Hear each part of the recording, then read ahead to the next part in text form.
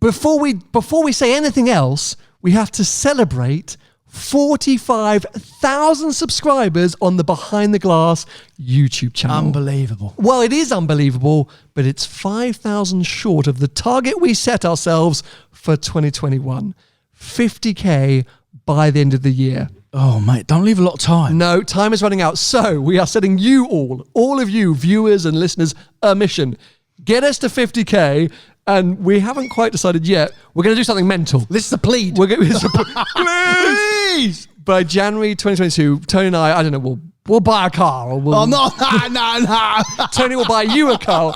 We'll give something away. I don't know. We're just going to do something. We'll get brainstorming that. Yeah. If you get us to 50K. You don't worry about that. You don't worry. We promise you it will be beyond all of your We will buy the cheapest McLaren in Europe and run it for 2022, detailing our experience. Done. Deal. Sorted. Tony's paying. What? So yes, get us to please. Anyone that you know, whether you're listening here on Spotify or Apple Podcasts and you think, oh, maybe I'll go and check out the YouTube channel, do it and subscribe. If you've been watching for a month or a year or however long and you haven't subscribed, subscribe now. Get us to 50K and we'll make it worth it your while. Press the little button, the little notifications, the bell. Notification so you don't miss future episodes. Yes, That's nice, please. isn't it? Yeah. Now, truth be told, we've just recorded this at the end of the main episode, so it's going to jump now because let's carry on with the main episode. Hello one and all, and welcome to Behind the Glass. I'm your host, Sam, from the YouTube channel Seen Through Glass. And I'm Tony from Gravelwood Car Sales. Yes, you are. Each week we get together, we talk about cars, motorsport, F1, what else? Cars? We talk about cars. You can listen to us on Spotify, Apple Podcasts. You can watch us on youtube.com/Behind the Glass. Don't forget to subscribe and turn on notifications. And Tony, if people want to support this podcast, what should they do? Watch it. No. But also head to Patreon. You can support us on patreon.com/Behind the Glass. Thanks for tuning in. We hope you enjoyed the episode. This is going to be a bit different this week. We should have swapped places. We should have swapped seats. Yeah, maybe we should have. So, if you didn't listen to our previous episode, actually, I feel like we've been teasing this for a while. Today is going to be a sort of a YouTube special, a YouTube deep dive. Tony came up with the idea to kind of basically throw a load of questions at me. I mean, most weeks I'm throwing questions towards you. Yeah. Asking you about the car industry and car dealerships and the behind the scenes of running a car dealership. And you thought, well, let me ask you all those questions about YouTube. And yeah. I agreed. Well, you should, yeah. No, I'm nervous. You don't know what I'm going to ask yet. Before we launch into it, how are you? Very good. Very good. Very good. Right? Lovely. Did you have a nice weekend? Yeah. Nerve-wracking one. I was flapping. Yeah. About 9 o'clock last night. Obviously, by now you would have seen the After the Checkered Flag episode reviewing the exhilarating US Grand Prix. Tony and I were on live WhatsApp chat during the entire race. Like, what's going to happen? So yeah, we're both on a sort of come down from that moment. But otherwise, you've turned up in Advantage today. That's new stock. Just come in. Yeah. I mean, that's interesting for you, isn't it? Very interesting. Yeah. And all I've had DMs all weekend. Oh my God, you're in Advantage. And guys, just to set the record straight, I do sometimes have stuff in stock that I don't like personally, but it's my business and I make money. So, I buy with my head, not with my heart. Yeah. So personal views and business views. Correct. You're always going to differ. You can't like absolutely every single car. Otherwise, you're a weird human being. Of course, yeah. But it would be an interesting one trying to convince someone to buy that. I'd love it if someone comes and goes, oh, look, I'm weighing up. What else have you got that's similarly priced in at the moment, stock-wise? But I tell people the truth, mate. No, I know. Like, all the time. If I get a car in and I don't like it and they ask me opinion, I'll say, it's not for me. These are the flaws. But that, if someone likes something, people love Aston Martin. And I was saying to you yesterday, I was messaging you yesterday and saying to you that, mate, I can't believe the attention I get from the general public in general, not car people, just the general public of how well the car is received. The general public don't know the flaws. They don't know the truth. But there's lots of other manufacturers, and I think there's a podcast episode in this at some point, and we do need to really talk about it. But just because something's flawed or not flawed, it's all a matter of an opinion, and the general public don't always go on whether it's any good or not. Yeah, I think the topic that we sort of were brainstorming last night was, brands that people love, but actually wouldn't necessarily live up to their expectations. They're shit. Yeah. That's one way of putting it. But no, and I think we've also spoken about it in previous episodes. With a car like a Vantage, if you're going to buy a Vantage, you're going to buy a Vantage. I don't care what you think, because firstly, we disagree on that car and on Aston Martin in general. And if I've decided to buy a Vantage and you have a great spec one, which is well priced, etc., which you're very likely to do, I'm just going to come and buy that car from you. Fewer and fewer people, I imagine, walk in your showroom and go, so as I say, what have you got that's similarly priced at the moment? The GT4. GT4, okay, fine. So I think very few people come and go, I'm weighing up the GT4 and the Vantage. No. Talk me through the options. I don't think that really happens anymore. And if they did, well, you're not selling a Vantage, are you? No. Well, yeah, but you're quite right. I don't really need to, when someone's buying something specialist like that, or a car that they want, I don't need to talk them in or out of it. Yeah. I've always told the truth. And hopefully I'll come across on the podcast in that way.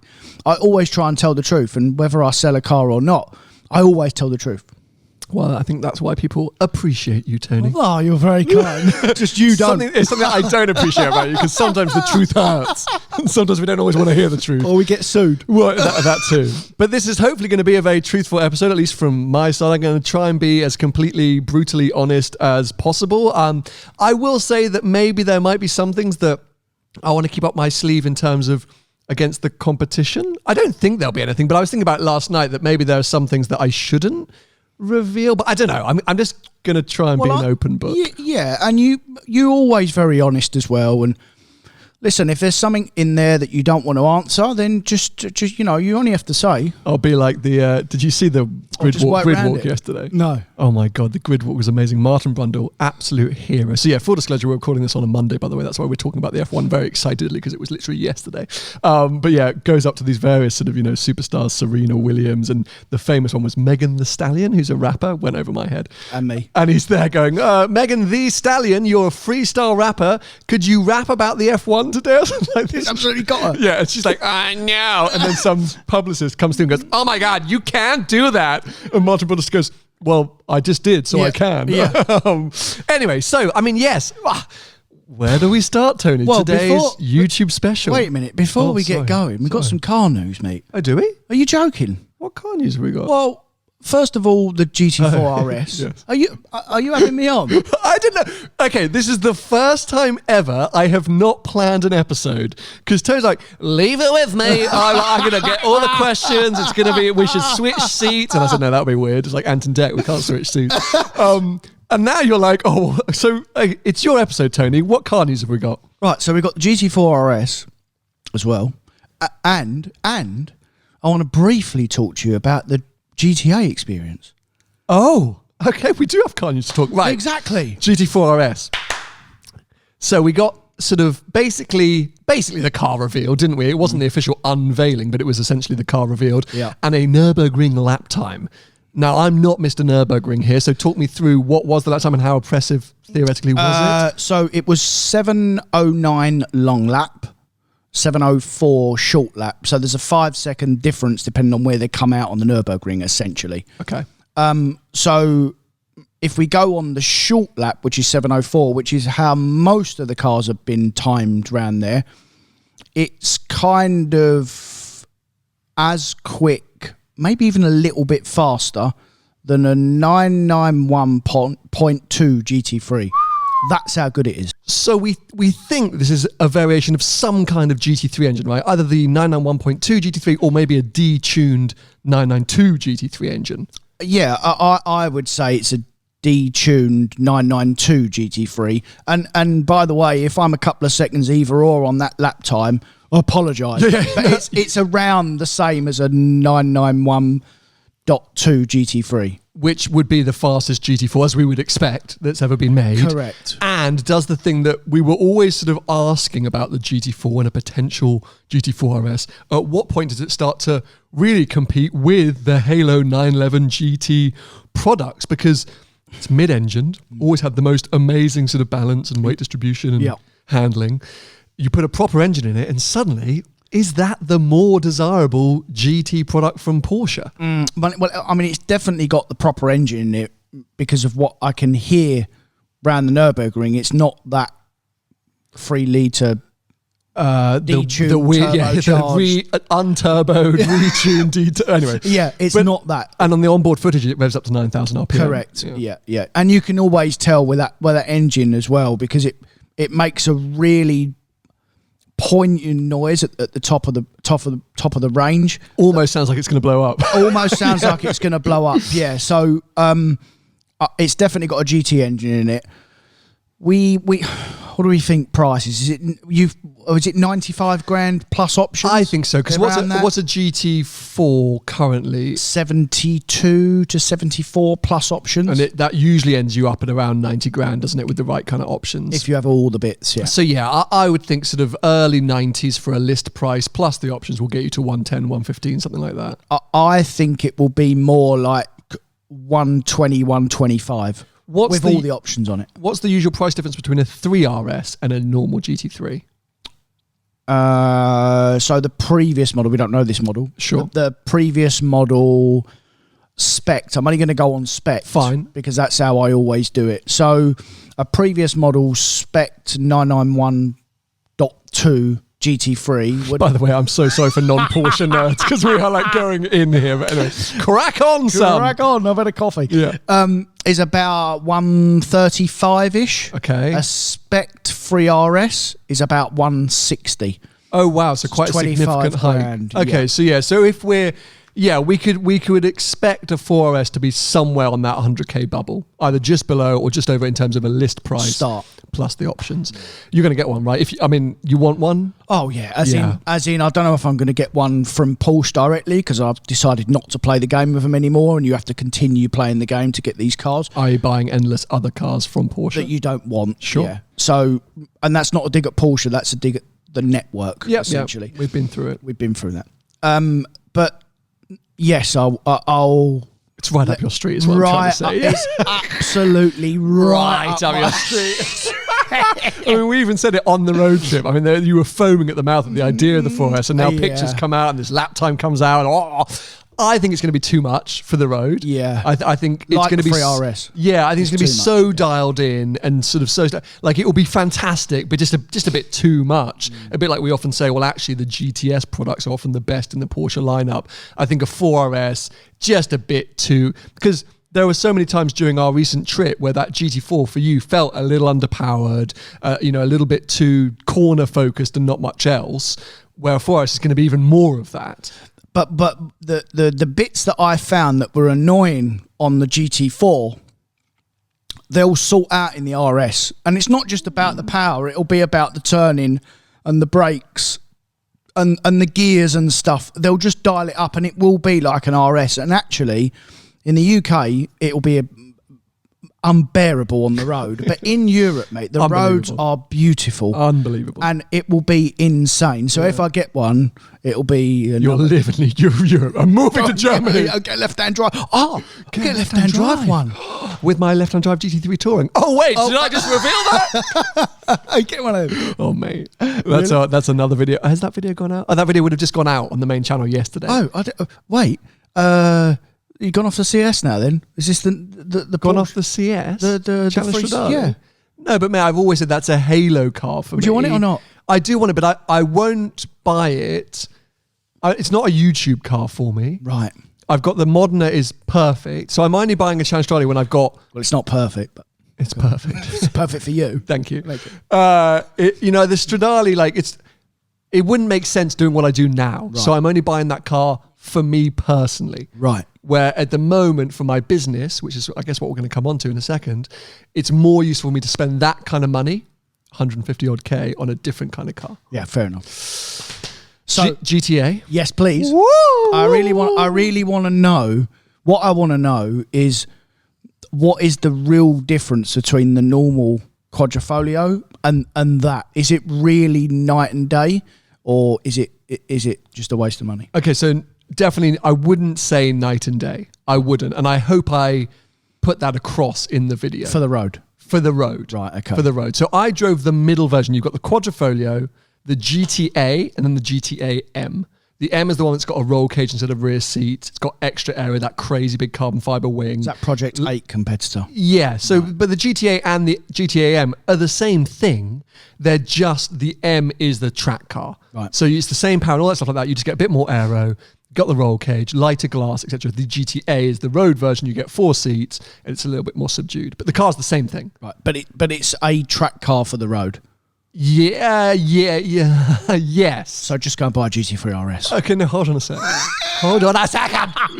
Because we spend every episode we talk about how much we love a Giulia Quadrifoglio. Oh. Fantastic car. For the road, yeah. Now, I hadn't driven one in anger for about 4 years. Quadrifoglio. Did you drive one? Yeah, I took one on Mille Miglia in 2017 or 18.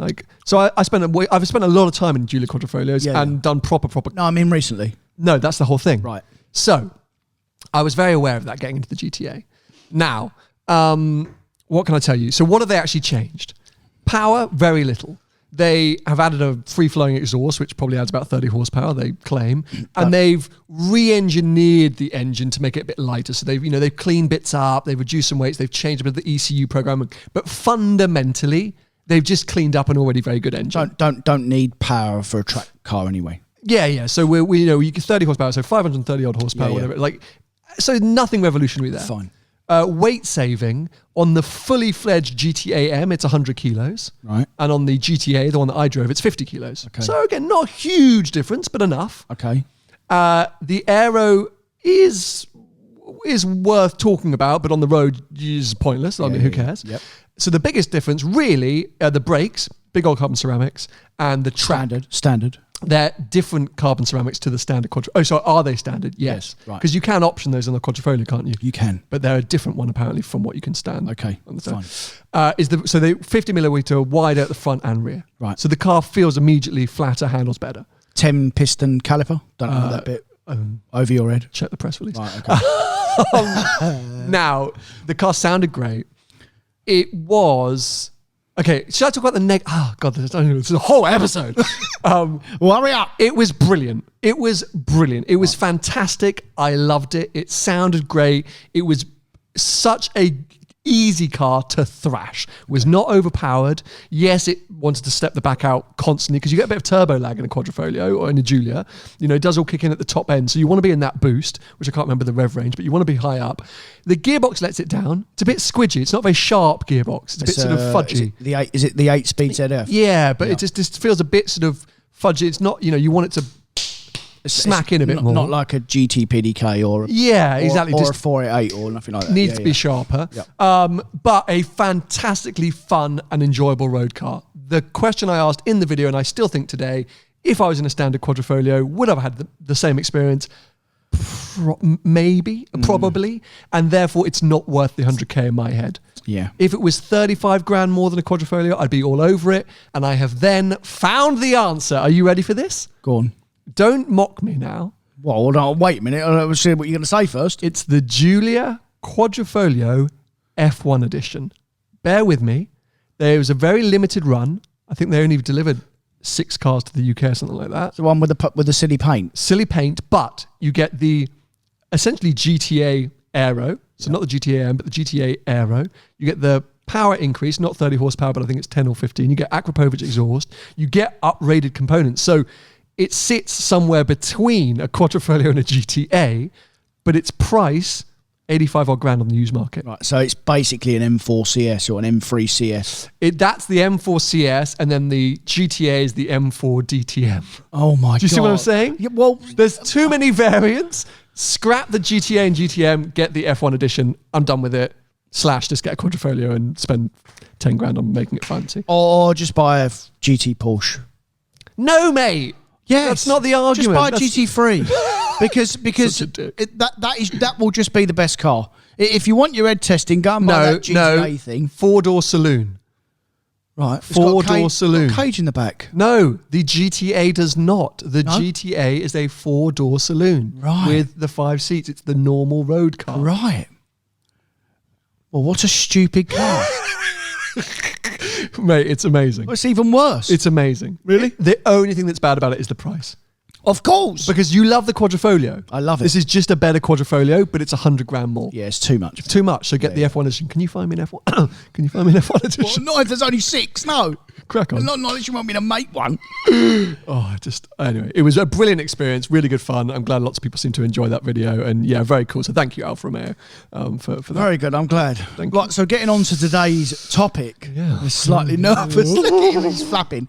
So I figured I've got loads of questions, as in that the audience have pinged on DMs. I'm sure you got a few as well.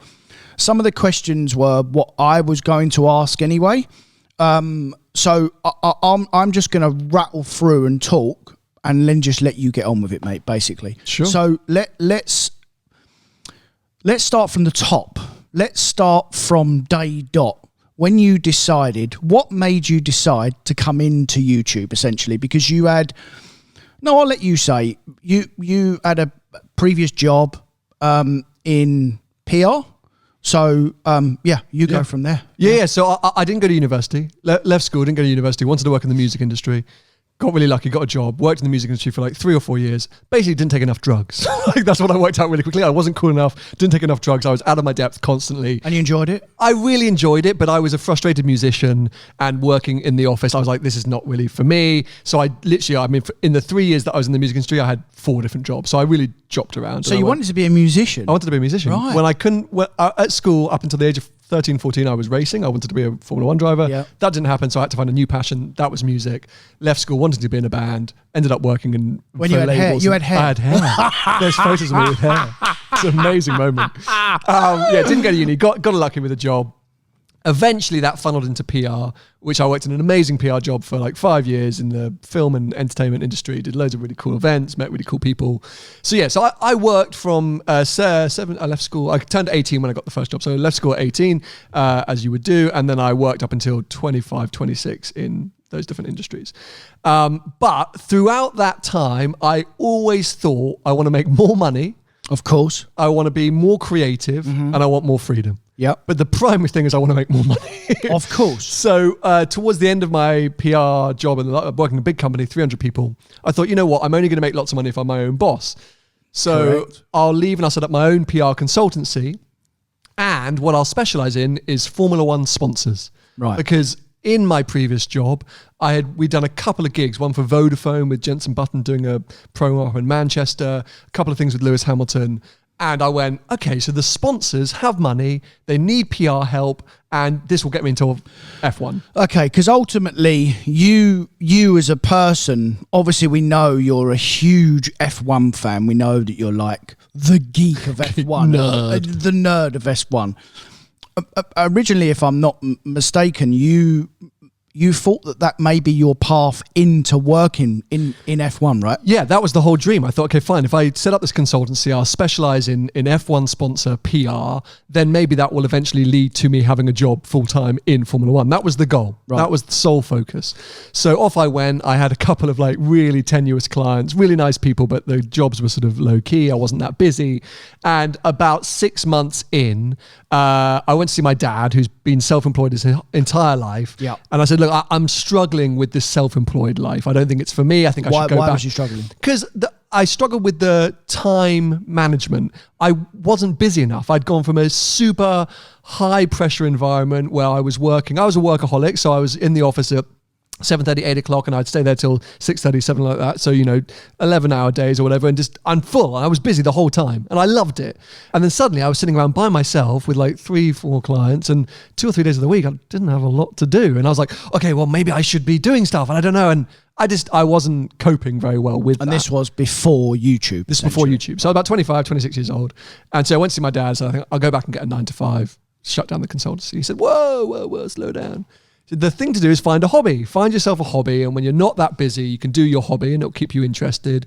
When you're busy, just put your hobby to the side. And I decided that would be YouTube because multiple factors. Firstly, I've always been a nerd for making home videos. Yeah. So on family holidays, I was always making home videos. On all my trips with my mates, making home videos. I was aware of YouTube becoming a growing thing. So this is 2015, I could say 2015, 2016, something like that. When YouTube really started to kick off. Yeah, obviously it's been around for decades by this point, but this was the rise of the bedroom vloggers. Yeah. So I would say YouTube's been through various stages. This was Zoella, Alfie Days, Jack's Gap, Fun for Louie, like, you know, sort of really early. KSI, was he in there? Yeah, KSI was in there, of course. But, you know, early YouTube. And some of my last events at my big agency, we used to do a lot of red carpet events and media. YouTubers were starting to turn up as talent. So you'd have Brad Pitt, Angelina Jolie, and then Zoella. And I was like, who are these idiots? Like, what are they doing? You know, and so I was aware of this kind of growing YouTube thing. So I was researching it, and some of the brands I was working with, I did a big job with Louis Vuitton, actually. Yeah. Hello. Yeah. And my responsibility on that was actually to bring in talent for an event they were doing, and they were big focused on social. Yep. So I was like, okay, so this is a growing thing. There's an opportunity here, and they're making money and they're doing stuff.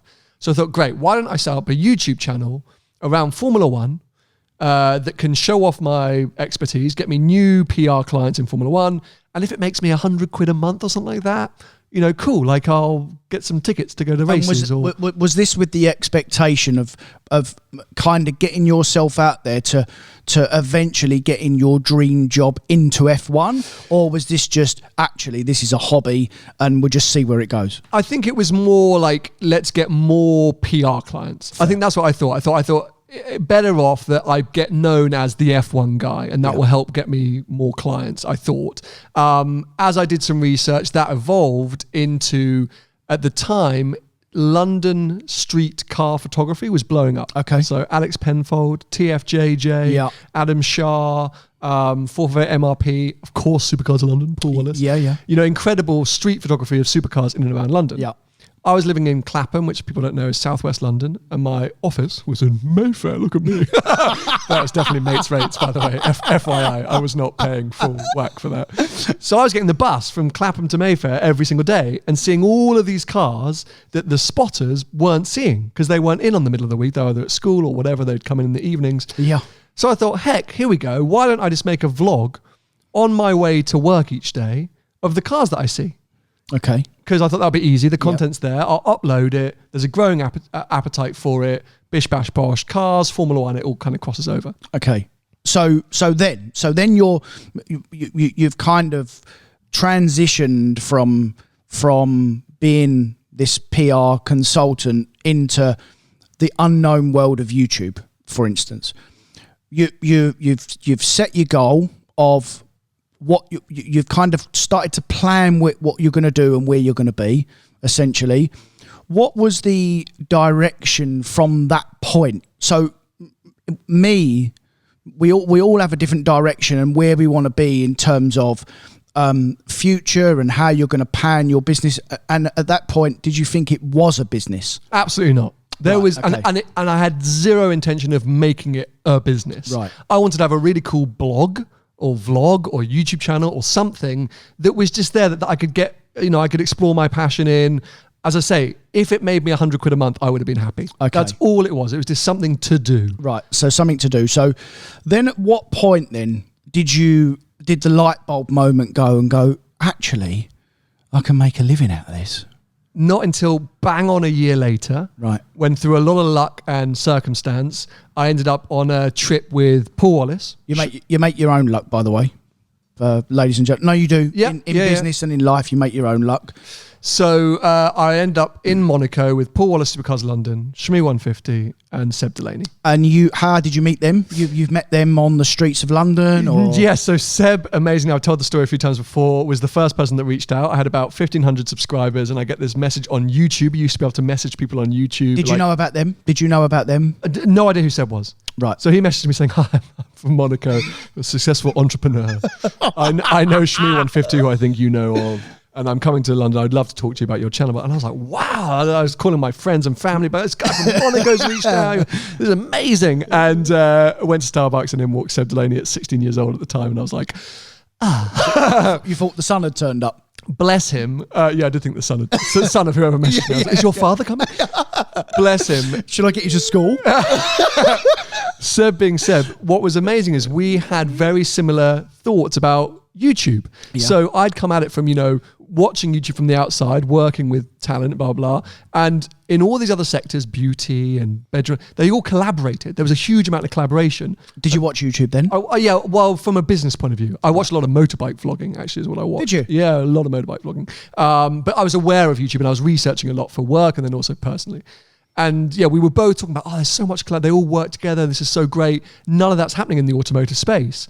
So Seb and I thought, well, let's make that happen. Yeah. Let's collaborate first, and let's try and get Shmee to collaborate and Supercars London and all these people to collaborate. And that was really the start of it. We did a video, Monaco versus London supercar spotting. We both filmed on the same day, called each other, and then we sent each other the footage and edited up this collaboration. Okay. That led me to bump into Shmee on the street about a week after that had gone live, and he waved me down and said, I saw the video I did with Seb. Really liked it. I was like, great, we should do one. And he was like, oh yeah, okay. Paul, I met, literally I did meet on the street. He was out spotting or something like that. I pulled over, parked up, went and said hi. And then I was working on a James Bond exhibition at the time in Covent Garden for the PR job. So at that point, you were still kind of doing it as a hobby. 100% still a hobby. Fine. I was 70% PR consultancy, 30% YouTube. And this was about, I don't know, February, March time. So yeah, about 6 months into doing the YouTube channel. And yeah, working on this big James Bond exhibition, and they wanted to get some bloggers in. And so I said, I know this guy does a lot of car content, maybe I can invite him. So I then messaged Paul and said, look, we met on the street. They got this James Bond thing. Would you want to come along? And he's like, yeah, cool. And so that's how we started to chat. And you weren't pals then? You were more acquaintance then? Oh yeah, I mean, we met once on the street. Right, okay, right. So, we didn't know each other. Then then Paul and I started to hang out more and more. Yeah. Seb and I were talking a lot. And then I bought the 4C, and Shmee sent me an invite for a supercar road trip. Okay. And that's when I hung out with Shmee. So that was about 7 months into me starting a YouTube channel. Right. Like that. So at that point, you're all head to Monaco. You all do your collaborations and your trip and whatnot. Was it at that point where you thought, yes, I'm onto something here? Because I saw, not necessarily with my own channel, but I saw how Tim, Shmee, and Paul ran their channels as businesses. Yeah. They were talking about money. They were talking about brand deals, which were in their infancy at that point. Yeah. And they were fully non-stop, not even 9 to 5, 24/7, running their channels as a business. What content can I create? What can I post? What am I filming tomorrow? What am I doing? I was there as a hobby, having a laugh, being like, oh yeah, let's just film this. They were like on it. Yeah. And I was like, holy crap. Like, firstly, this is viable. Secondly, this is way more exciting than anything else I've done. I'm really enjoying it. And there's a huge amount of potential. Up until this point, so I would say that this is maybe 10 months into me setting up the YouTube channel, I had made, I hadn't actually been paid yet. So YouTube took a long time to release any funds. You got monetized, but it takes a long time to release. You had to hit a certain barrier. So I think I'd maybe made £1,000 in that 10 months. So we can touch on that. We can touch on that very briefly. I don't really want to talk about money in this episode at all, because that's not really fair. We're going to gloss around it, but I don't want to talk about numbers because that's your private business. So in general, I'm not just talking about you, I'm talking about in general. At what point do people start getting paid on YouTube? Is it a time? Is it a number of views as a new channel? Well, essentially, this has changed so much since I started. Yeah. When I began, you literally opened a channel, you clicked monetize my channel, and off you went. Okay. Now you've got to hit a certain criteria. I think you have to keep up that criteria. I actually don't even know what it is, but if you log onto YouTube, it will tell you straight away.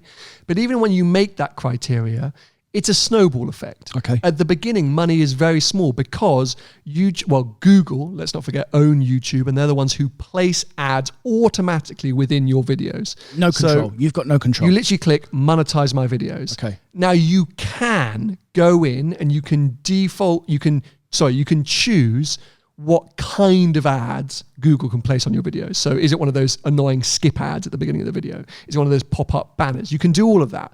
But all you are doing is limiting your earning potential. And can you choose how many ads you have on your video? You can. Right. But again, you're limiting your potential. Now, this is getting really nerdy, but essentially, for every single video and every single viewer, Google is doing an auction for advertisements that take place in milliseconds. In the blink of an eye, they're doing an auction. And that is for all range of ads. So that is for those annoying skip ads at the front. That's for those 30-second ads you can't skip. That is for those pop-up banners. It's for every kind of ad that they might want to place.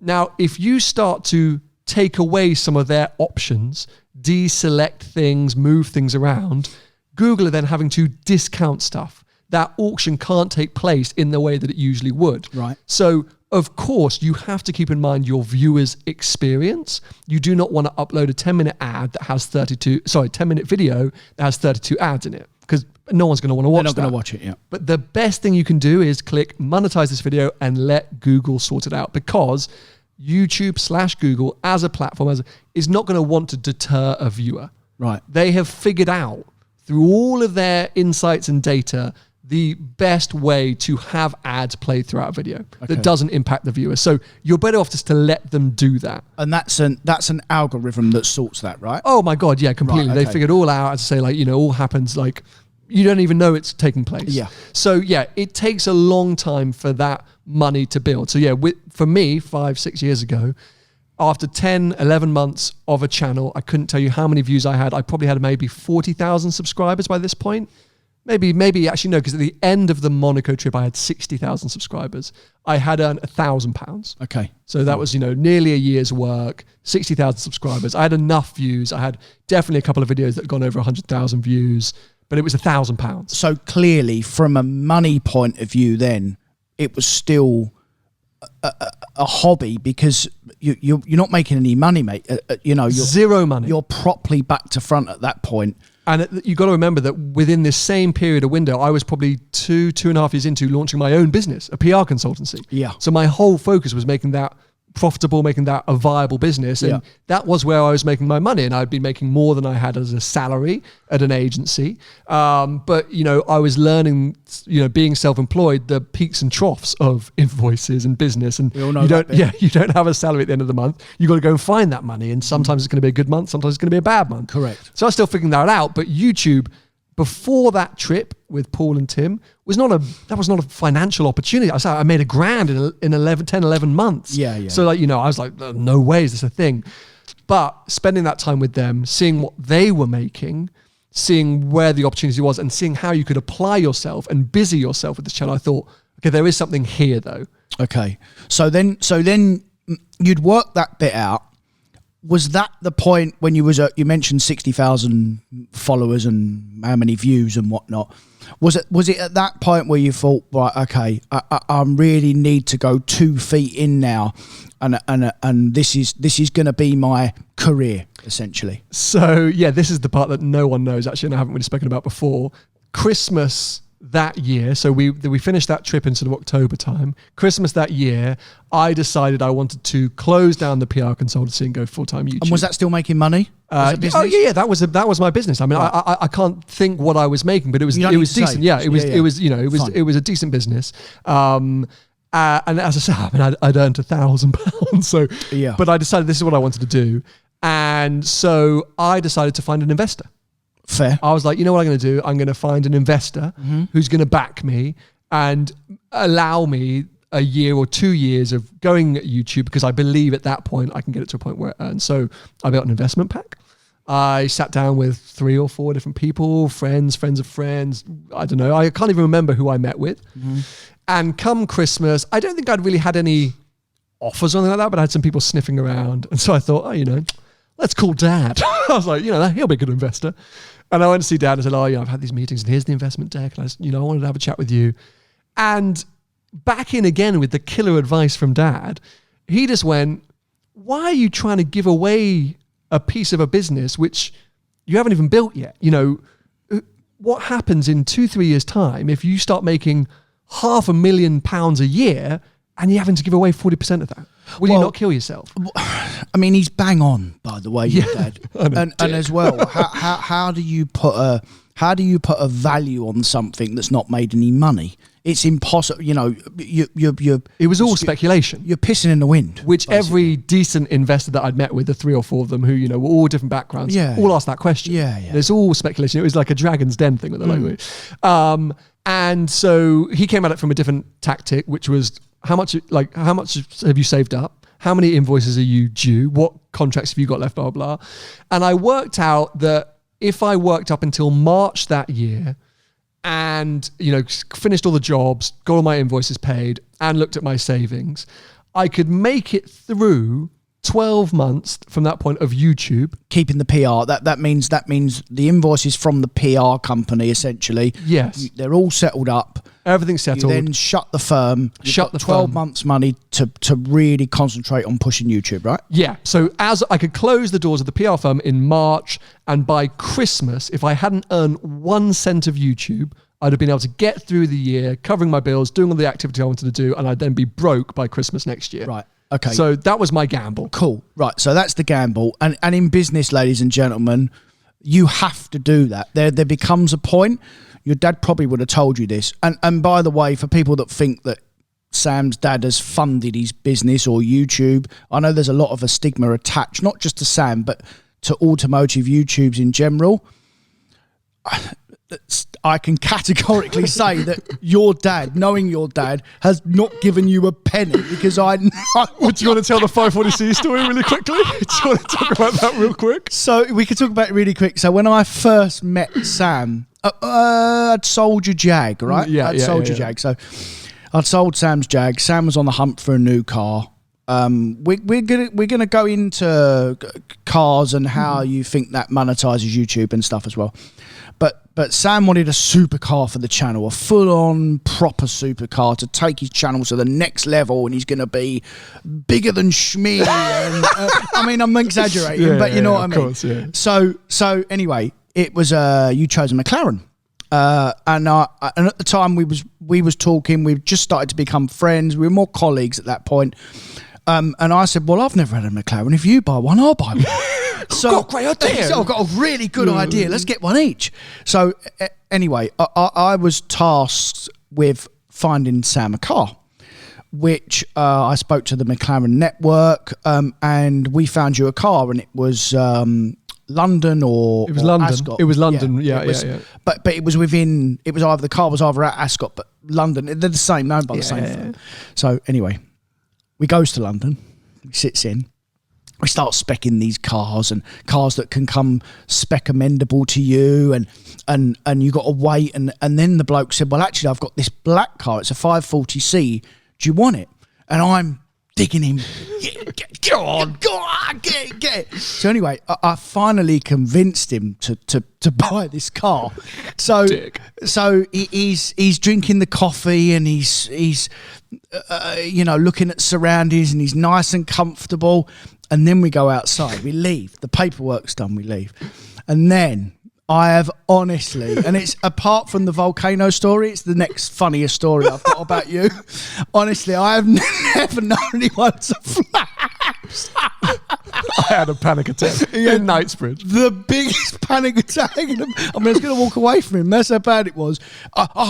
And you just started courting Vicky at that point. Yeah. So I got to call Vicky. Oh my God, I got to call my dad. And he was probably But I literally lost my cool because I was like, what have I just done? But the point I wanted to touch on, which was my favourite part of it all, so I think, so Magnitude Finance did the finance for it, and I think the payments were like 1,400 quid a month or something like that.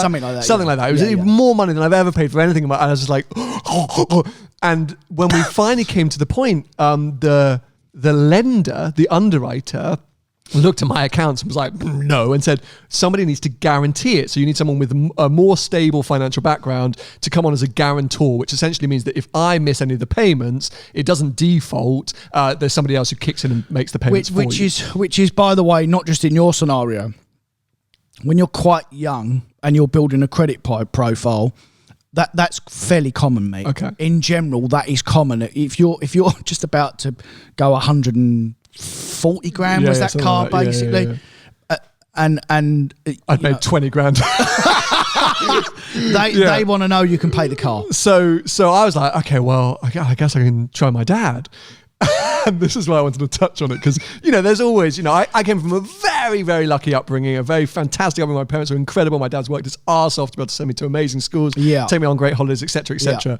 But because he's worked his arse off, there is nothing in this life that he's going to give me for free or any step up. You know, he will try and open doors, but he's definitely not going to bankroll anything. So the process to get my dad to sign on as a guarantor not only took about 2.5 weeks of me having to try and convince him just to sign as a guarantor. Financially, the only implication is he had 140 grand worth of debt that could come knocking at door at some point, and that was his favorite thing. If you didn't pay it. If I didn't pay, it was going to turn up at his door, and he was freaking out. And he got Tony and Tim from Magnitude to go to his office in central London for like a sort of say hi meeting, and he got you, do you not remember? He got you to write a piece of paper saying that you guarantee that you will buy the car from me at a certain value if I don't make payments, so that he never gets the debt. I remember, I remember it vividly. And as well, I used to, because obviously I never really used to watch a lot of YouTube, but I would watch it, and that's how I come across you guys. And then just incidentally, you use the same wrapping company as me, which is how I kind of got involved. And I used to think, how are these boys? I mean, they must be funded by someone or their parent. And I had that thought until I actually met your dad, and then I realised that this is not funding anyone. I mean, he's not even funding himself. Bless him. He don't want to spend no money. He doesn't. He literally does not want to spend money. So so I just want to tell that story because it's one of my favourite stories of us, but also the start of YouTube, because, you know, everyone does things differently, and as I say, I will never knock my upbringing. What a amazing upbringing I've had, but a lot of that has been in how my dad has been able to, and my mum. My mum's also fantastic in business and very sensible. They've both been able to guide me and give me advice, and that was the perfect thing. I took on that McLaren debt, I took on that finance with all the pressure on me. Of course. You know, that the stress and me. And you. The threats that my dad placed on me for theoretically having this debt turn up at his door one day scared the living bejesus out of me. So there was definitely no... Anyway, I don't feel like I have to justify it, but I just want to tell that story because it makes me laugh. It was very good, So then you've now where were we? You've now shut the PR company. Yeah, shut the PR company. You're now fully into YouTube. What was your ambition at that point? Where did you think the channel was going to take you? That's a good question, actually. I must have been very cocky. I mean, I think I probably thought the sky's the limit. You know, I don't remember ever going, this is what I want to achieve, but I'm sure at that point I was thinking, heck, 1 million subscribers and 100 grand a day. Like, I'm sure, because those were the stories that we were hearing, and that's I was starting out on a YouTube journey when YouTube was really in an upswing. Yeah. And there were channels just like Paul. You got to remember when Paul started daily vlogging way back in 2017, 2016, 2017. Tim's a slightly different story. Okay. We'll come back to that in a second. But you know, Paul went from 300,000 subscribers to 600,000 subscribers, or 150 to 300. I can't remember, but Paul had an insane growth spurt. Yeah. And there were channels doing this left, right, and center. So there was a kind of like, well, why couldn't that be me type thing? And I definitely look, now my biggest hands up moment from all of this is it's taken me 4 years, probably up until Drive the World, to think of my YouTube channel as a business. Yeah. Because it started as a hobby, and because I only had a very brief experience of running my own business, the thinking it like a business, making it profitable, looking at costs, working out how to grow the business, that took me 4 years to do. So I think at the beginning, I've got to be honest, I had no plans. Right. Okay. So you at that point you were earning some money. You was earning enough to get by, I would think, and something must have gone in your head, because it did for me. It's slightly different for me, but something must have gone in your head where you thought, right, this is now a business. This is now.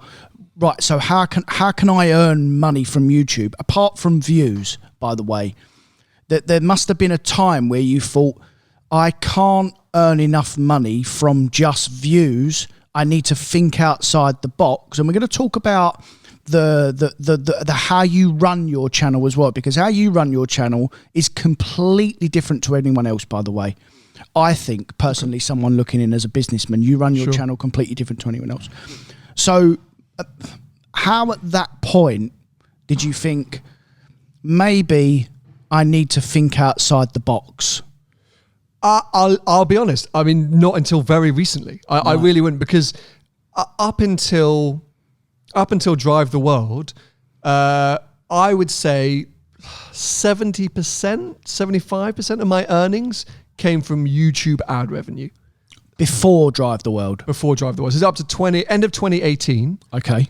70% of my earnings came from YouTube ad revenue. Okay. And it was good earnings. They were getting better and better year on year, month by month. I could see an improvement. It's cyclical. There are bad months on YouTube. There are good months, not only, per your channel, but depending on when people are advertising, around Christmas, some advertisers will spend a lot more. So you make a lot more. So, it all moves around. And that's like any business, by the way, Sam. There's always peaks and troughs in business, and you run with it. And do you know what? The biggest barometer that you can always have in a business is that if you run it for a full 12 months and then you've got something to go on for the next 12 months, they're never always the same. But what it does is, once you get your full 12 months, and when you want to borrow some money, by the way, from a bank or anything, they love that. If you've done 12 months of earning money, whether it's consistent or not, but they know what you've earned over a calendar year. Okay. And that's a really good barometer for a businessman, because then you've got a target. Sure. So you go next year, you go, right, I'm going to go, I want to earn that, or I want to earn more, but I can't earn less. Yeah.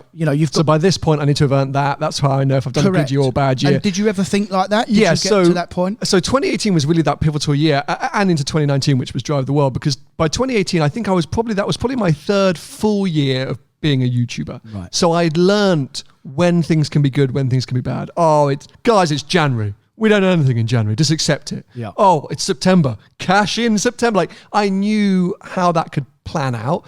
I'd experimented with different types of content. I knew what worked on the channel. I'd done the big Vlog Angeles series, which was the 3 months in America. I'd done a couple of months around Italy. I knew my channel. I knew my channel, and sponsorships were becoming a thing. Commercial deals were becoming a thing, and they were getting bigger and bigger. So in year one, if I got a commercial deal, it could have been with the biggest brand in the world, and it would have been for 500 quid for a full video. But by 2018, that was starting to be thousands of pounds, and much more clever campaigns and all these different things. So yeah, by 2018, I was like, right, this is good. Like, the things are built like this. And that's why I did Drive the World, because at that point, the potential for earnings from YouTube and what I was earning told me that the more YouTube content I can create, the more of a narrative and excitement and pull people in, the greater this will become. Okay. So I'm going to pick up on two things that you said then. I've actually realised over the years through knowing you that you have changed. So, and you said that in one of your statements just then. January, you would accept that you would just earn that money in January. In September, you'd hit the jackpot and you feel that you could like put your feet up and you'd done your money. That was back in 2018 before Drive the World. I know probably now, knowing you a lot better than what I knew you in 2018, you don't think like that anymore. And that's because you've become a businessman now. So when January hits, you now, I hope you think like this. Otherwise I completely got you wrong. Disaster. January's not normally right. How can we make it right? Because that's what a good businessman does. They don't sit on their laurels and just wait. They react. So from knowing you, and we become friends, and the way that you behave, I think that's what you've learned over the years from turning this. I'm going to call it a monster, because you're on 500,000 followers. Yeah. Whatever. Yeah. And you've turned this in, from what we can gather. I mean, there's loads more stories, but this could be 3 hours long, this podcast. And you've turned it in from a hobby into a full-blown business. And I think Drive the World, or just before Drive the World, really made you understand that.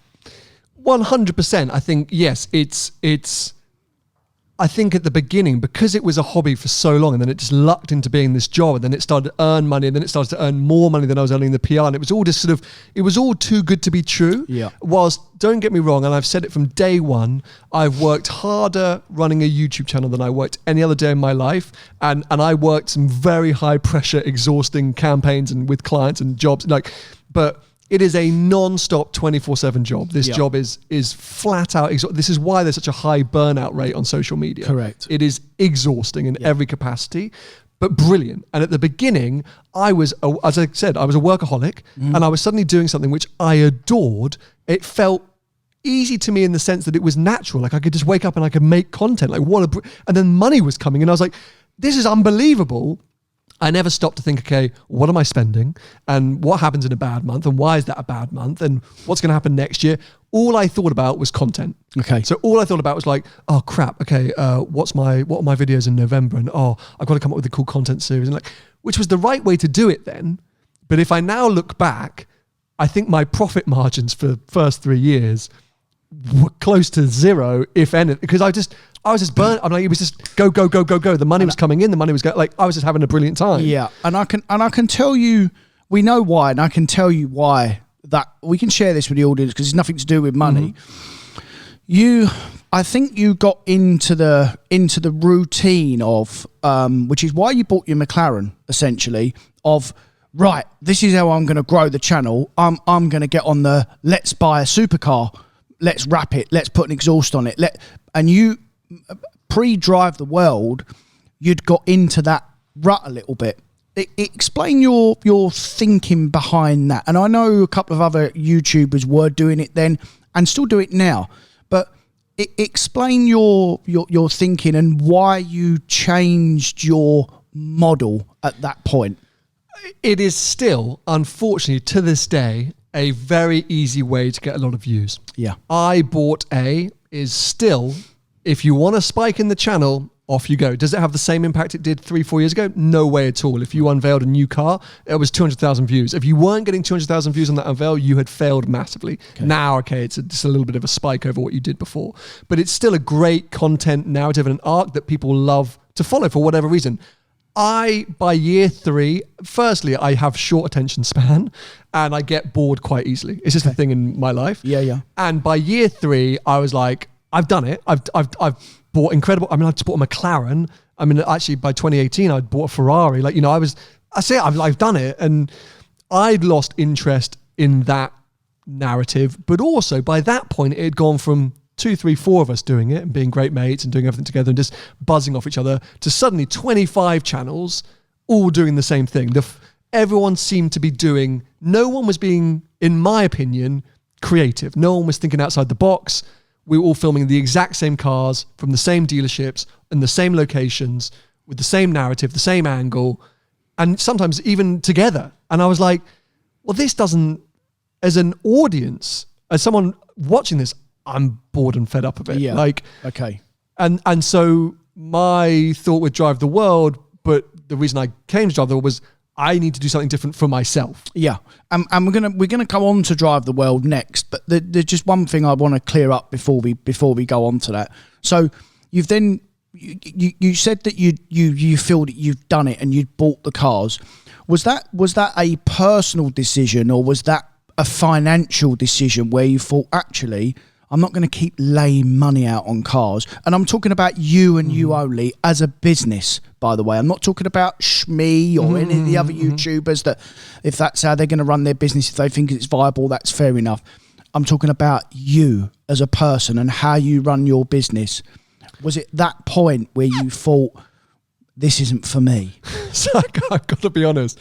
I only started to realise how expensive cars are when COVID arrived. Right. Like up until that point, the cars were a necessity for me personally because I love cars. Yeah. And the channel justified them every which way. Yeah. So it almost was, what is the most expensive car I can afford? Or what is the most expensive bracket of car?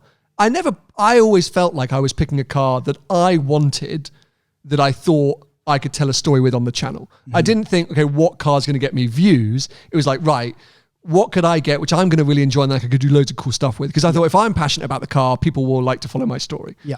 So that was the thing, but it was always like, I've got to have a car. And, picking the Carrera T for Drive the World, there were so many factors. And a big part of that was how will it appear on the channel? What would be a cool car to take on that channel? On that trip. So only when COVID hit that I sat back and I went, right, let's look at all my business. I went, oh my God, cars. I'm spending a lot of money on cars.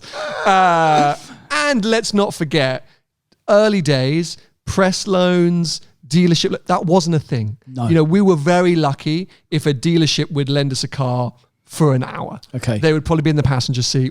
Nowadays, I'm in a bloody F-Type that I think Jag have forgotten I've got. Unbelievable. Like I've had that car for 6 months. I put umpteen number of miles and they just almost don't even respond to my emails now when I tell them about stuff. So that has changed. Yeah. So back then there was a requirement to have cars and a need and a want, whereas now I'm for you, spoiled. Yeah. This is for you. Totally. And as you say, all businesses run differently, but yeah. So that was the thing. So yeah. Okay, so we come on to Drive the World now. You've said that in 2018, 75% of your earnings was YouTube. You had this unbelievable idea, and I remember you talking to me and saying, "Mate, I'm going to drive around the world. Keep it to yourself, but I'm going to drive around the world." And I said, "What?" You said, "Yeah, you thought I was a nutter. I honestly thought you'd lost the plot."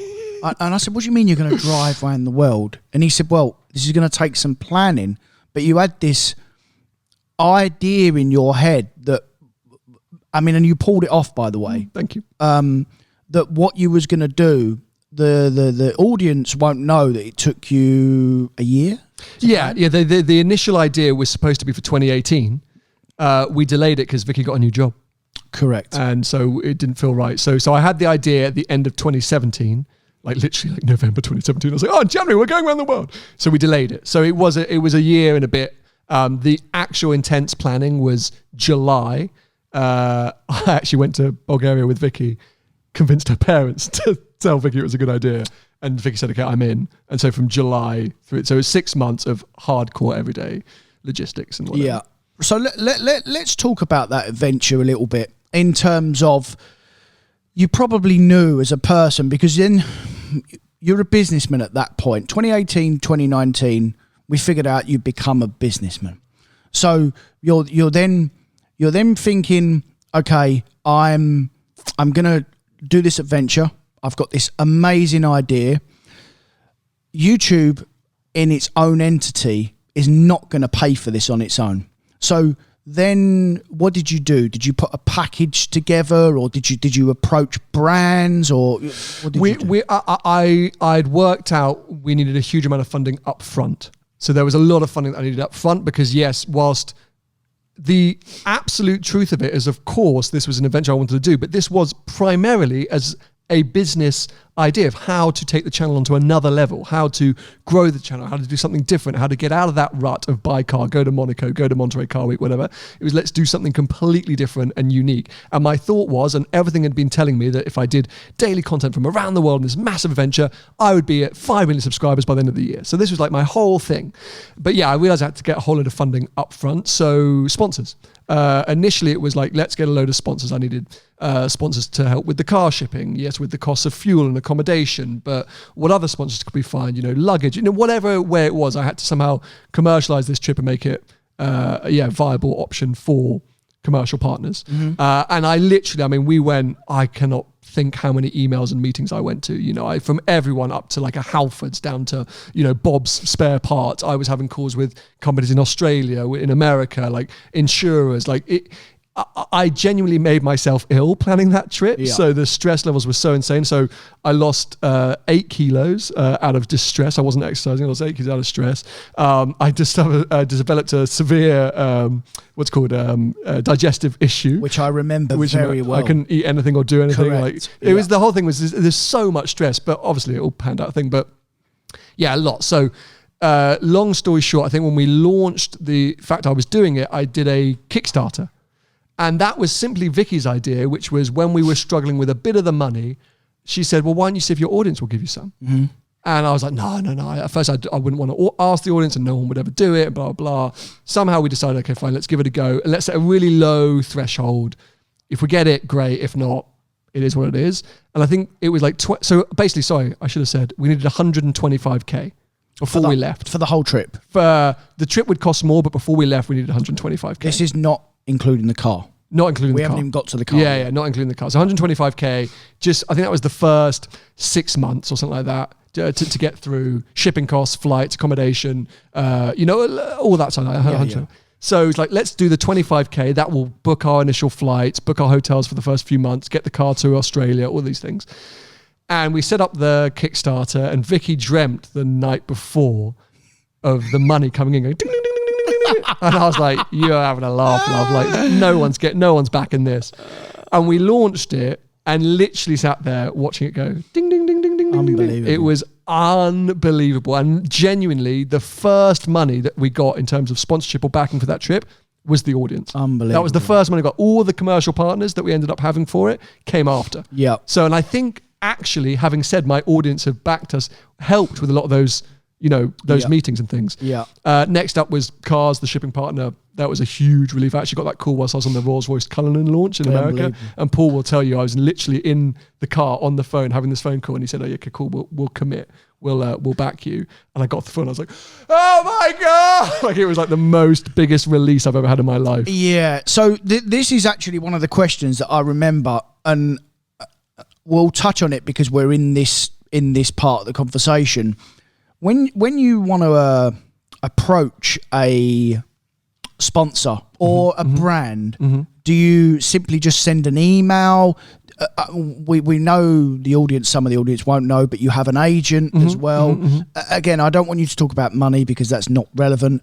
But yeah, how do you initially make contact with these brands, especially if you've not dealt with them before? Well, look, first I'm going to say I am going to talk about money a bit because I think it is important. I'm obviously not going to give specific examples in my case because, yes, it's a competitive advantage. Fundamentally, there's a few of us often competing against deals. And if I give you my rate card, then slightly screws me in the foot.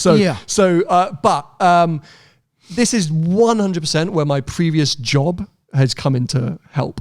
So there's lots of different ways you do it. Nowadays, I can sit here and within a week, I will get 3, 4, 5, sometimes 10 emails from companies from all around the world going, "Hi, I've got an app. I would love you to do a 60-second shout out in your next video and we will pay you X amount of money." And this is a natural inquiry. These just come in. They just come in non-stop because I've got email addresses listed on all my social media platforms. These just come in and you'll see them everywhere now on YouTube, and all creators are doing these adverts. It is now how we fund our channels. I'll come back to that later. Yeah. But I have long said and always challenged myself to work with brands that I already use, I want to use, or I think are relevant to my audience. Those are my 3 principal rules. Like, no point in me advertising Head and Shoulders hair care. Like, just there's nothing going on there. No. There is literally nothing going on there.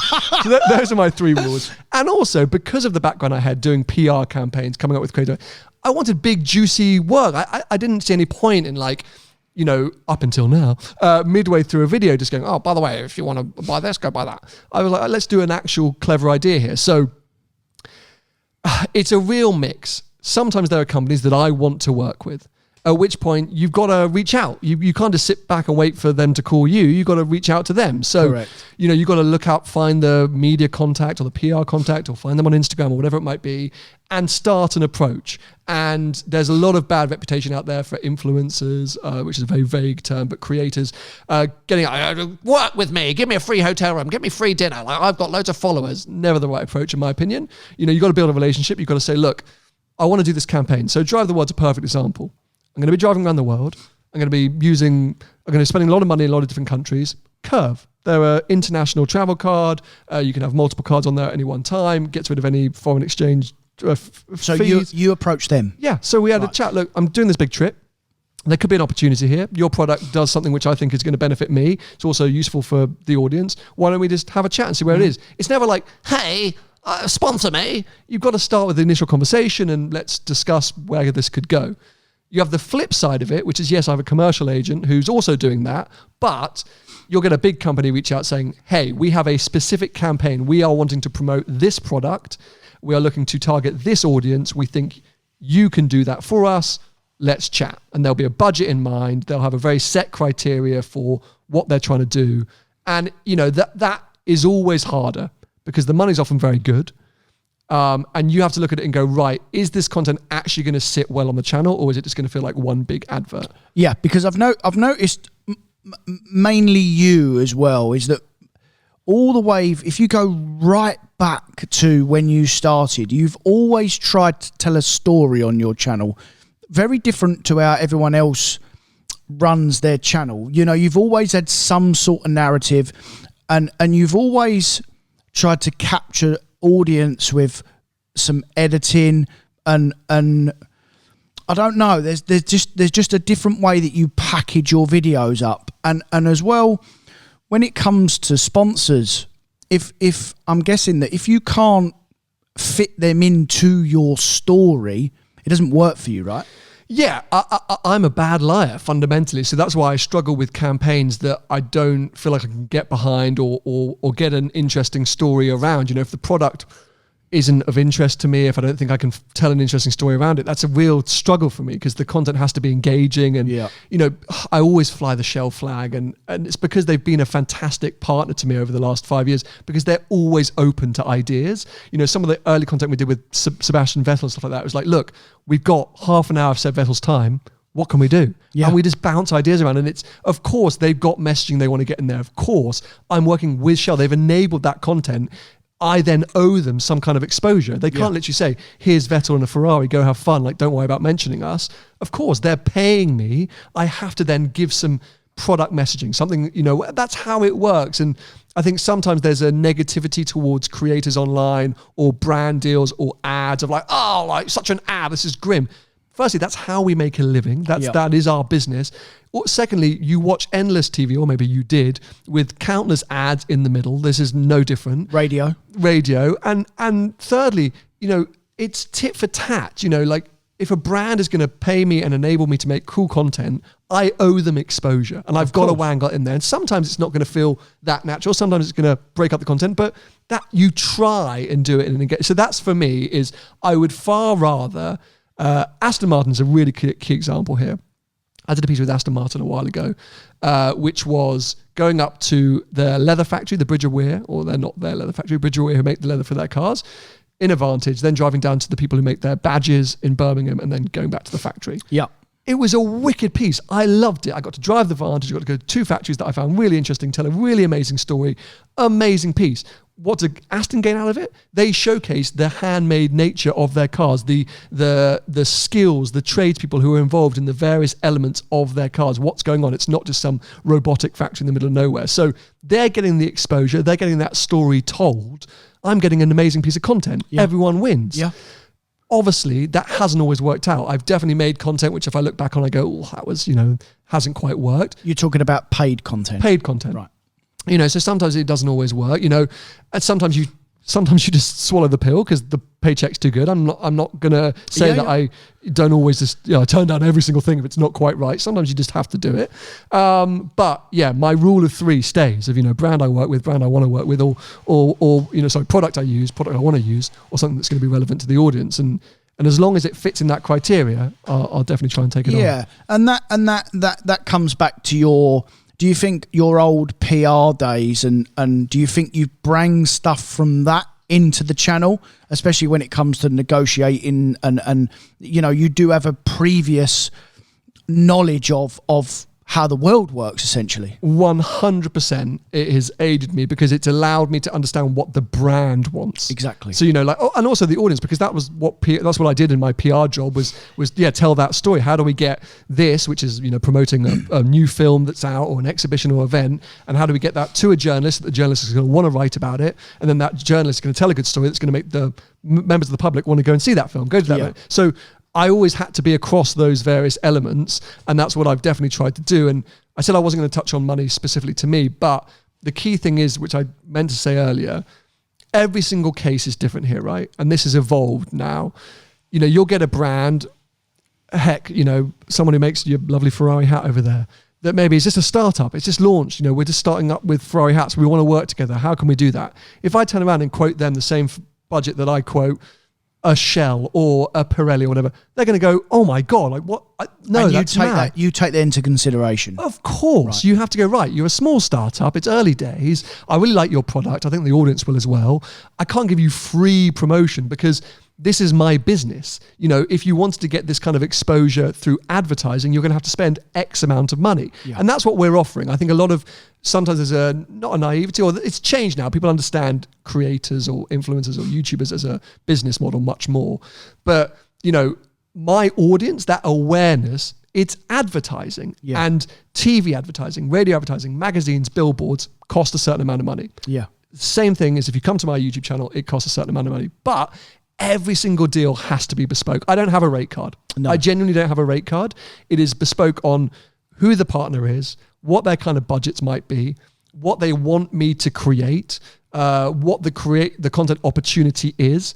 Do I really want to work with that brand? Yeah. Okay, cool. So is it really important how much money I make? No, not really. But as a business, so that's what I mean. I think there's never a flat fee for anything. And you have to look at the company, look at the brand, and realize how it could fit in with what you're doing, and then come to a mutual price. And sometimes it's going to be wrong. Sometimes somebody's going to feel ripped off. Someone's going to think they're going to get a bargain. You just got to figure it out. And I think you've hit the nail on the head in terms of it has to be right for you, the creator, and your business, and for the person that's paying you. And that is the key. If you sit down, you have a conversation. This is the same in any business. You sit down, you have a conversation with someone. It works or it doesn't.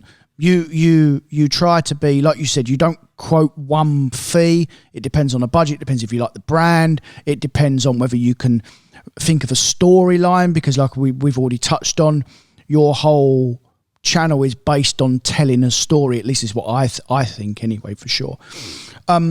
So briefly coming back onto Drive the World, do you regret it?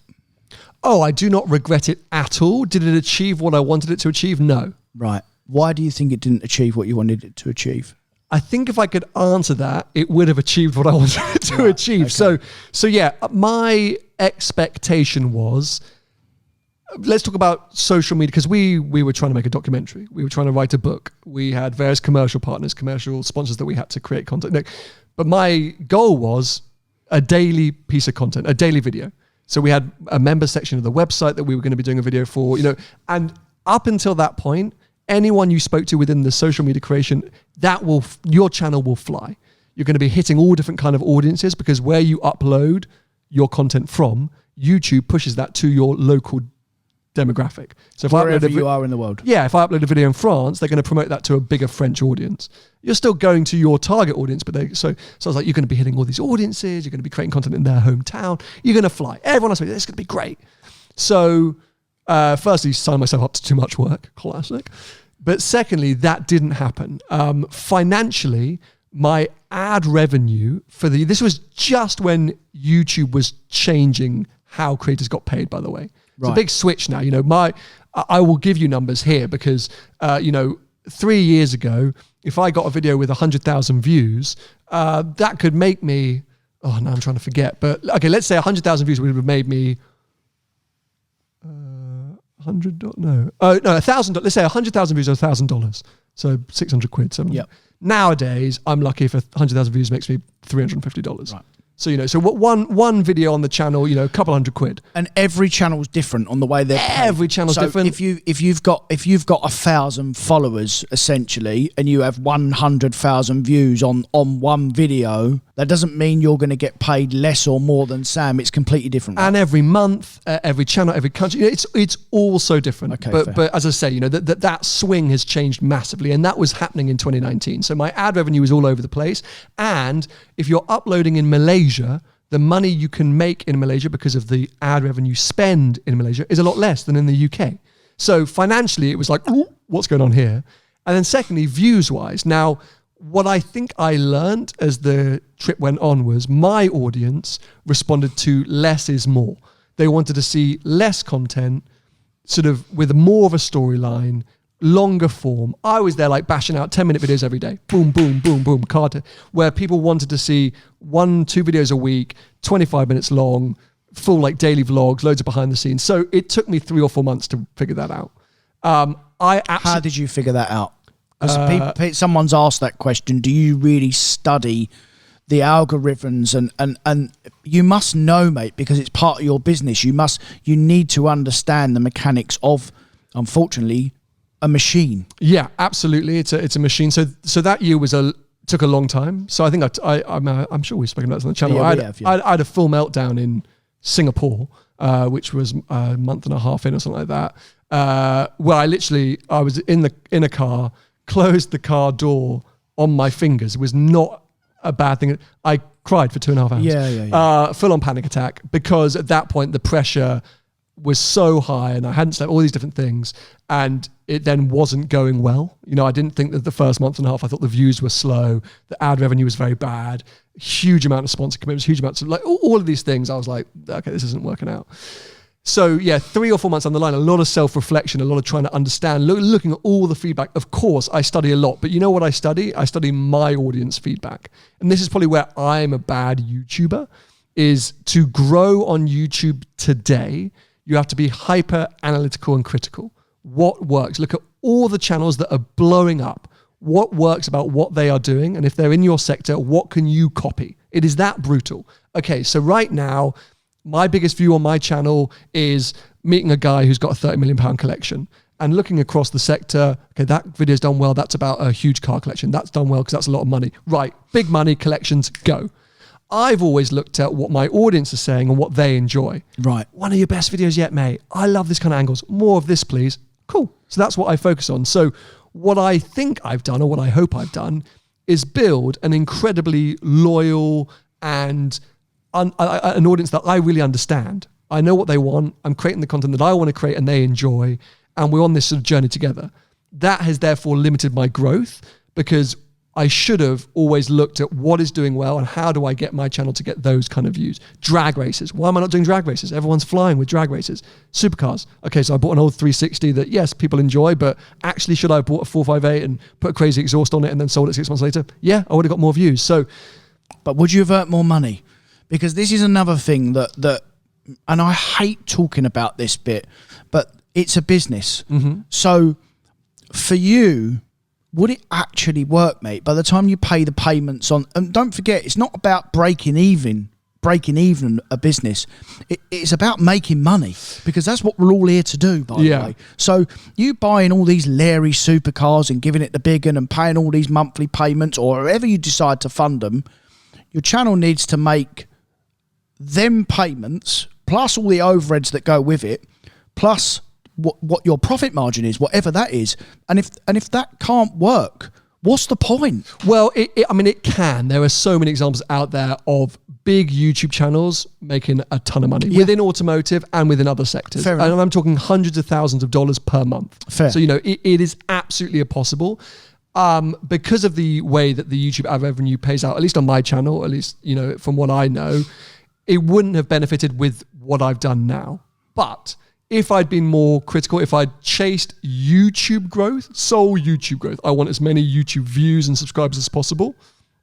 Could I have made more money? Could I have made it more viable to have crazy supercars? Potentially. Who knows? Potentially. What I have tried to focus on is building a brand. So, as I say, a relatable, an understandable, a reliable brand. Credit-worthy, which is the most important thing.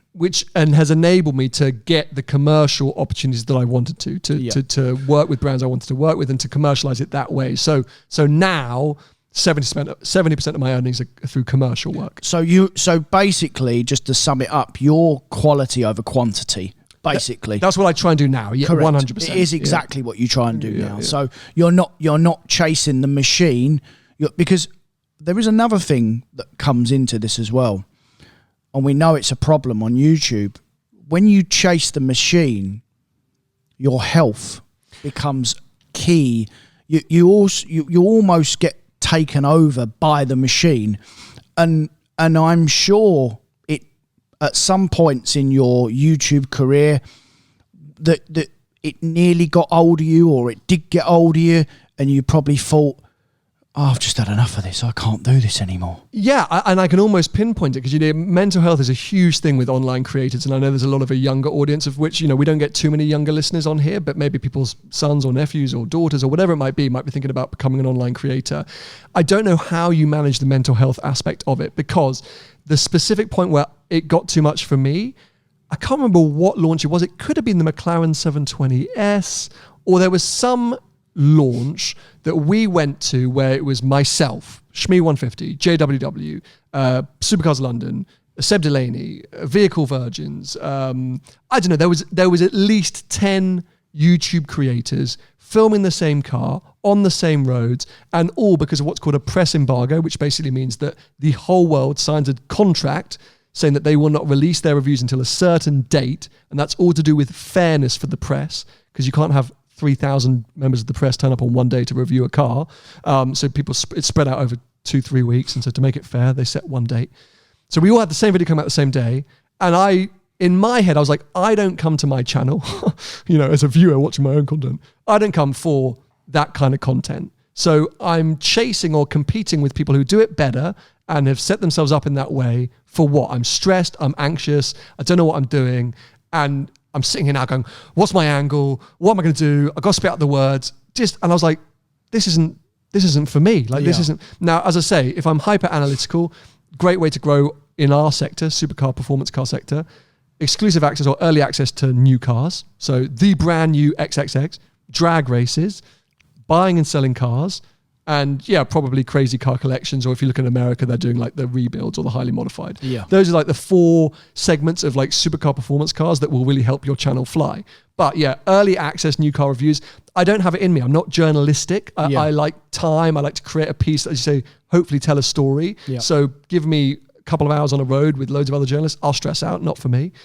Drag races, I just don't care. I have no interest. I couldn't create content on a drag race. I'd be like, vroom, okay, the Bugatti one, cool. That's, for me, that's done. Okay. Buying and selling cars, I can't afford it. Like, each to their own, but I have a mortgage, I have a puppy, I have a wife, I have the studio, I have lots of other things that I need to cover money for. Of course. Having another few grand, not only monthly payments, but debt against my name, not for me. So I'm not in that game of constantly buying and selling supercars. And then the highly modified thing, I'd love to get into it.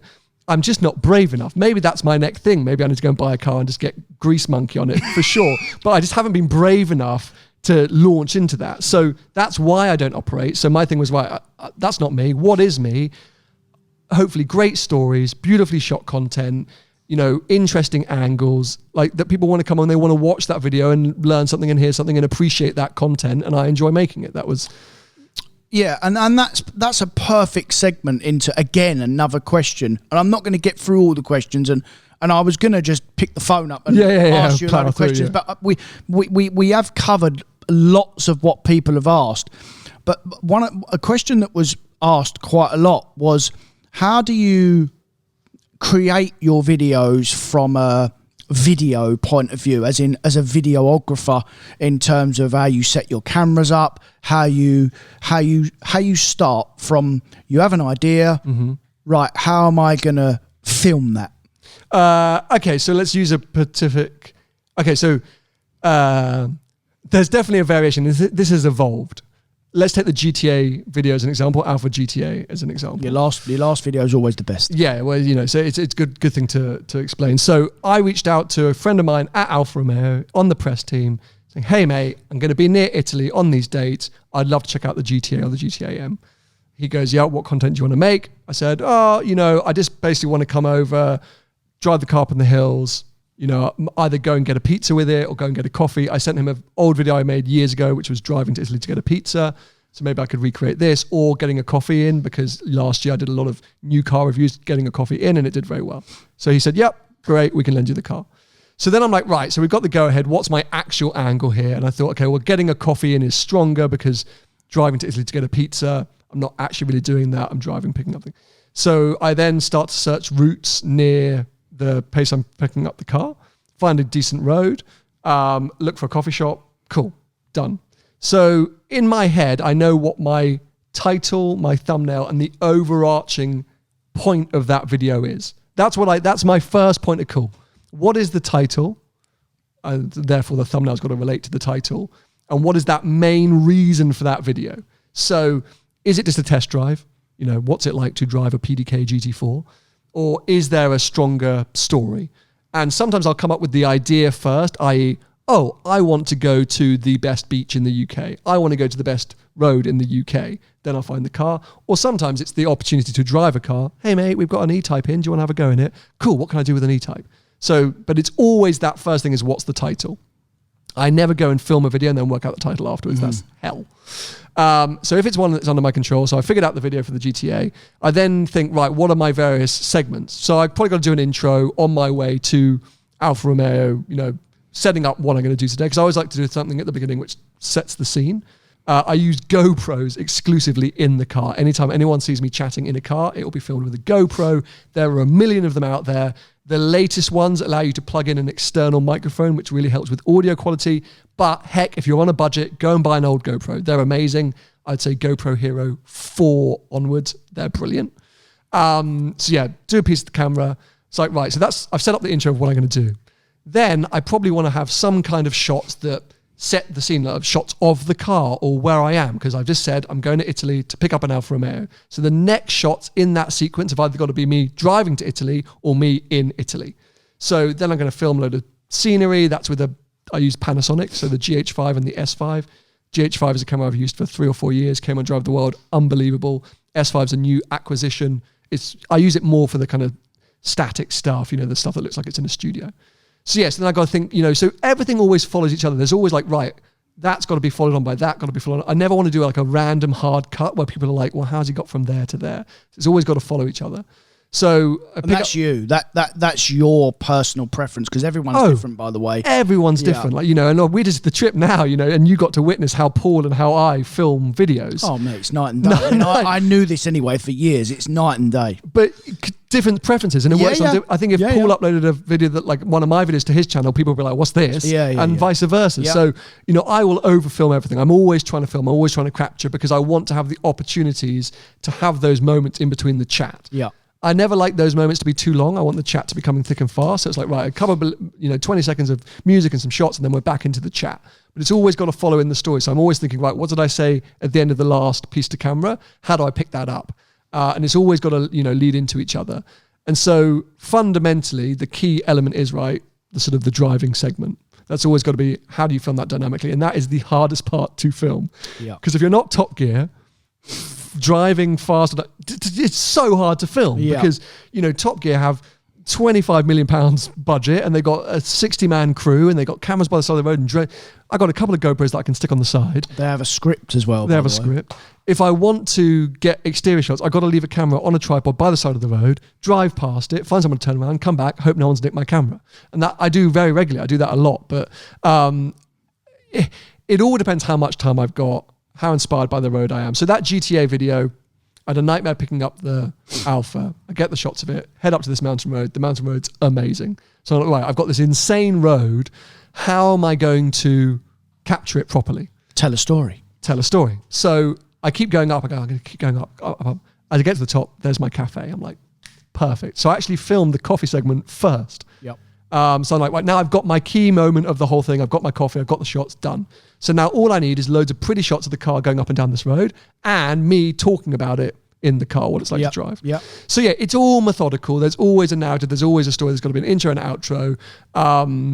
But I'd say it all depends on time, because on the flip of that, a video that would have gone live on the main channel yesterday for non-patrons, so when this is properly released, was GT3 touring versus 992 GT3. I met up with some friends at 4 p.m. in Monaco. We were back by 5:30.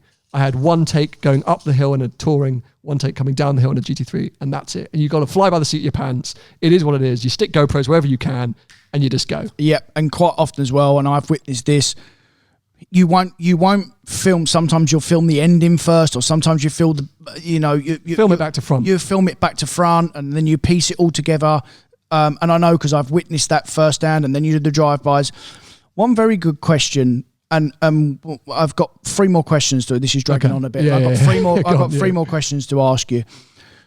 One question which I thought was very good. How do you have the confidence to speak to camera? How have you, and how do you piece together what you're going to say? Yeah, that took a long time. At the beginning, I filmed everything point of view so that I could hide behind the camera. So that was a big part of it. It takes a long time. And I still, in public, I still get very nervous. There are YouTubers out there who are incredible, literally pick up a camera and can just film and vlog wherever. I still don't like that. It still takes me a while to get used to it. I do think through what I want to say before I say it. That makes your life harder because then you're always trying to repeat what you thought before you start recording. So, you would have witnessed this a million times. The endless takes. And some videos I've left them in because I think it's funny. People are like, why have you left this in? But, the amount of times in my head, I'm like, hey, so what I want to say is, hey guys, I'm going to Italy. I'm going to pick up an Alfa Romeo. And you start off and you go, hey guys, Alfa Romeo in... and it can be the death of you, and Paul and I have told you many stories of burning through GoPro batteries. It can be a killer. But I always try and think through what I'm going to say before I say it. Do I get it wrong constantly? Yes. Is the confidence still an issue? Yes. But somehow you perfect the craft of delivering one-liners.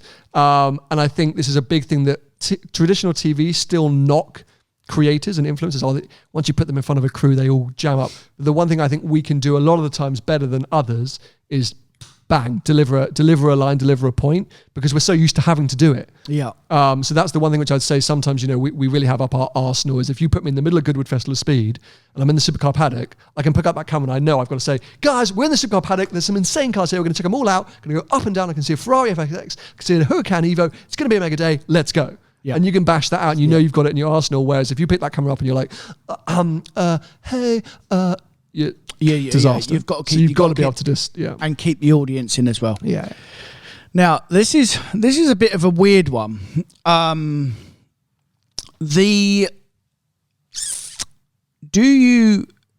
What do you see the goal for YouTube? Do you think you're going to do this for the rest of your life? Do you, have you got a point where you're going to, right, that's it, I'm too old now, or actually you think it's going to lead on to other things? What's the end goal for you? I think the goal for any creator has to be to get out. And that sounds really aggressive. And as a listener or an audience member, maybe you feel that's a bit disrespectful.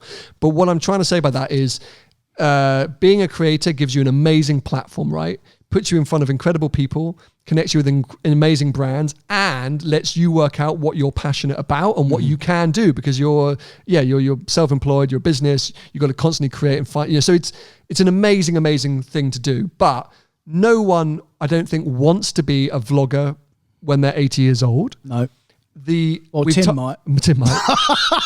We've talked upon how insanely draining it is on energy, mental health, creativity. There's only so many times you can pick up that camera and feel super inspired. It is a very draining business, but you hopefully reinvent yourselves a few times and find different avenues. Again, as an audience member, how many years can you watch the same channel? Yeah.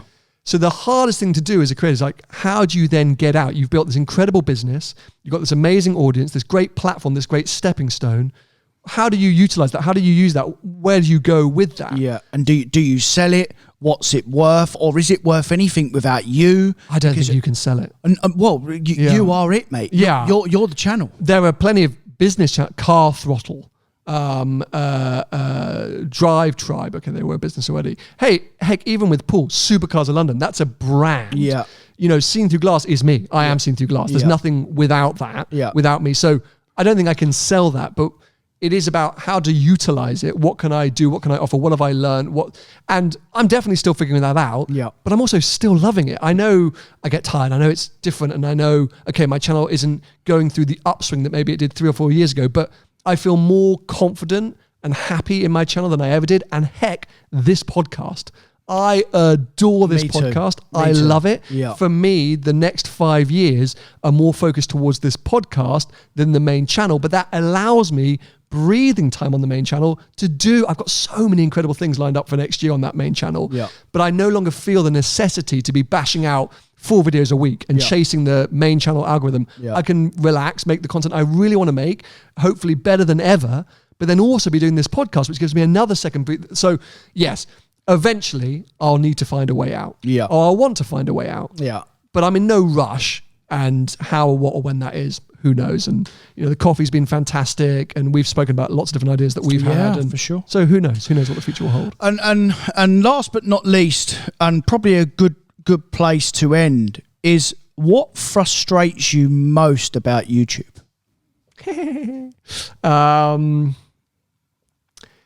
Yeah, there's two sides of it.